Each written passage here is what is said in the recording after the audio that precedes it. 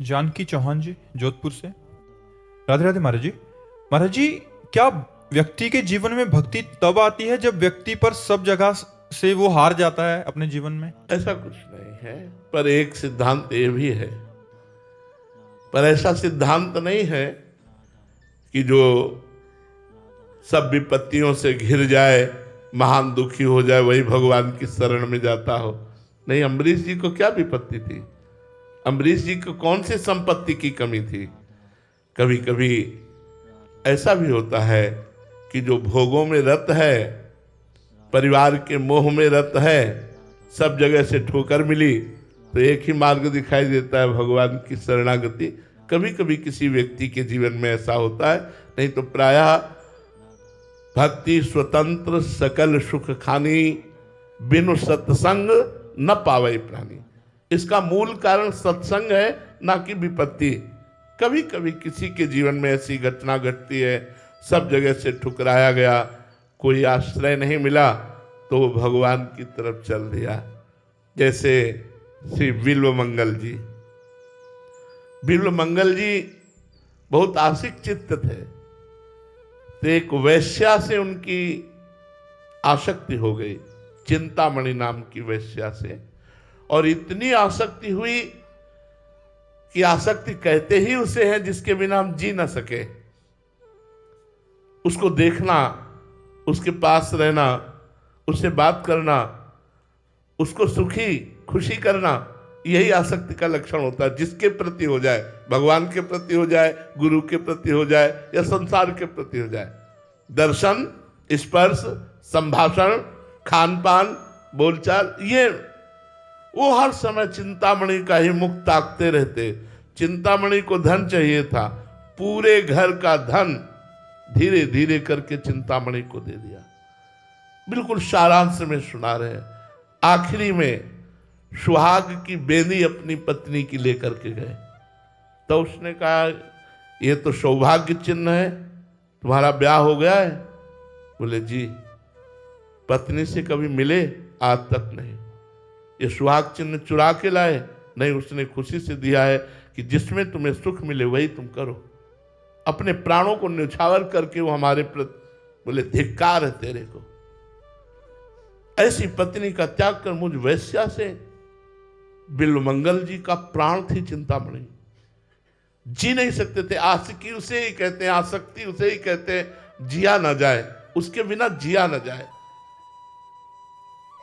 अब जिसको परिवार नष्ट, धन नष्ट, और जहां आसक्ति थी वहां से ठोकर लगा दी, बड़े विचलित हो गए, रोना आया। चिंतामणि तुम्हारे बिना नहीं जी सकता। और भगवान चिंतामणि की बुद्धि में बैठ गए। उसके आदमियों ने धक्का मारकर बिल्व मंगल जी को बाहर कर दिया। जब किसी को कोई ठौर नहीं मिलती, तो एक ठौर है सर्वेश्वर भगवान की शरण। उसे याद आई भगवान की। तो भक्तों के संग में भगवान की प्राप्ति का मार्ग खुलता है। भक्तों के संग से सब छोड़ करके उन्होंने गुरु बनाया, मंत्र लिया, नाम जप शुरू किया, पर हृदय वही चिंतामणि की आसक्ति में बेचैन कर देता। जब तक पाप नष्ट नहीं होते तो नाम जप करने से और जलन होती है, ध्यान रखना, बंद मत कर देना। नाम जप करोगे तो जब तक पाप नष्ट नहीं होंगे वो अशांति पैदा करेगा। नाम जप छुड़ाने के लिए आप छोड़ना मत, तो आपका हृदय निर्मल हो जाएगा। उनको लगा अब यहां नहीं रुकूंगा, वृंदावन जाऊंगा। गुरु जी से कहा कि मैं वृंदावन जाना चाहता हूं। संत निरपेक्ष होते हैं, आदेश कर दिया चले जाओ। चल पड़े वहां से। एक जाकर के आश्रम में रुके, तो रात्रि व्यतीत करने के बाद प्रातः काल वहां गांव की बधुएं ठाकुर सेवा करने आती थी, पूजा करने आती थी। उनमें से एक बहू का जो रूप था वो चिंतामणि जैसा ही था। जे ही दृष्टि पड़ी फिर आग लग गई। हा चिंतामणि, भगवान से प्यार करना बहुत कठिन है यार, बहुत कठिन है। क्योंकि वो चित्त का अपहरण नहीं करते और संसार चित्त का अपहरण कर लेता है। और यद्यपि वो चाहे तो मुनिमन हरण है, मदन मन हरण है, स्वमन मन हरण है, पर वो कब चाहे पता नहीं किस इंतजार में बैठे हैं। हम लोग उनके लिए जीवन, और ये माया हमारे मन का अपहरण कर रही है, और वो देख रहे हैं, हमें पिटते हुए देख रहे हैं। अरे एक मुस्कान युक्त अगर एक बार झांकी हो जाए तो करोड़ करोड़ काम मूर्छित हो जाते हैं, अपने जैसे जीवन में आसक्त हो जाए, कौन सी बड़ी बात। बिल्वमंगल जी पागल हो गए, उस बहू के पीछे चल दिए। उसने देखा कोई वैष्णव चिन्हधारी, उसने कहा संत वेश भी है, वैष्णव चिन्ह धारण किए, पीछे पीछे आ रहा है। थोड़ी थोड़ी देर में देखा तो पीछे ही आ रहे थे। वो जल्दी से अपने घर में गई और अपने पतिदेव से कहा कि किसी की गलत दृष्टि हमारे ऊपर पड़ रही है और वो दरवाजे पर आया है, आप बात कर लीजिए।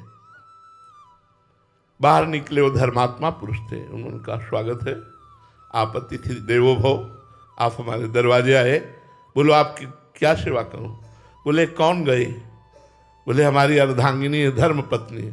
बोले एक बार भर नेत्र देखना चाहता हूं, एक बार मुझे देखने दो। वो धर्मात्मा पुरुष थे, उन्होंने कहा महाराज स्वागत है, आप बैठिए, अभी हम आदेश करते। पत्नी से कहा जाइए, अतिथि हैं, वो आए हैं और हम हैं, इसलिए तुम डरो मत। पति की आज्ञा मानकर गई। जो सामने गई, चेहरा देखा, भारी जलन पैदा हुई। अरे दुष्ट नेत्रों, संसार के रूप को देख करके पूरा जीवन बर्बाद कर दिया और भगवान के रूप के लिए चले, आज फिर संसार में फंसा दिया। देख ले भर नेत्र इस रूप को, आज के बाद दोबारा तुझे संसार नहीं देखने दूंगा। अंदर संकल्प किया और कहा देवी एक काम कर सकती हो। तो उनका बोलिए। बोले 2 सुई ला के दे दो।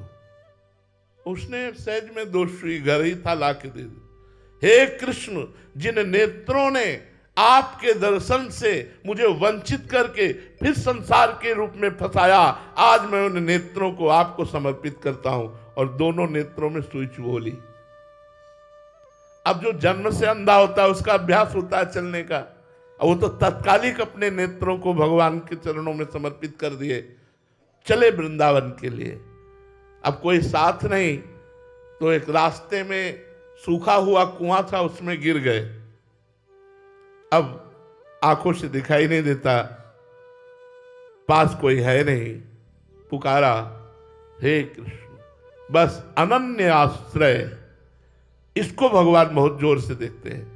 अन्य आश्रय न होकर, जे ही अनन्य आश्रय होकर पुकारोगे तो एक नाम में भगवान आ जाएंगे, एक नाम में।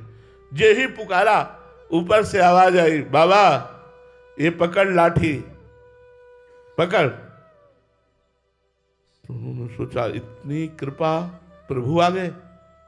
1 सेकंड में भगवान ने कुएं से बाहर निकाल दिया। बोले बाबा कहाँ जा रहे हो। बोले वृंदावन जा रहे हैं। तो धीरे धीरे, वो बहुत प्रवीण थे बिल्वमंगल जी, लाठी ऐसे करते कर भगवान का हाथ पकड़ लिया। इतना आनंद का अनुभव हुआ भगवान का स्पर्श करते ही, परमानंद में एकदम डूब गए। भगवान का स्पर्श, भगवान ने हाथ छुड़ा लिया। तो उन्होंने कहा बाह छुड़ाए जात हो निबल जान के मोह, और हृदय से जब जाओगे तो सबल सराहुत है। ठीक है मैं निर्बल हूं इसलिए आप बाह छुड़ा के, लेकिन हृदय से अब निकल जाना तो तुम्हें बहादुर बताऊंगा। वृंदावन आए और ऐसा भजन किया कि बिल्व मंगलाचार्य जी कहे गए, बिल्व मंगलाचार्य जी। और उन्होंने चिंतामणि को गुरु माना कि चिंतामणि के ठुकराने से मुझे भगवान की प्राप्ति हुई। तो कभी कभी ऐसा होता है कि परिवार के लोग, समाज के लोग जब ठुकरा देते हैं, कोई सहारा नहीं होता, तब सबका सहारा एक भगवान बनते हैं। और वो भगवान फिर उसे जगत पूज्य बना देते हैं, जगत निंदनीय को जगत बंदनीय बना देते हैं। पर यह सिद्धांत नहीं है। भक्ति की प्राप्ति साधु संग से होती है, वो सुखपूर्वक भी हो सकती है, वो बिना विपत्ति के भी हो सकती है।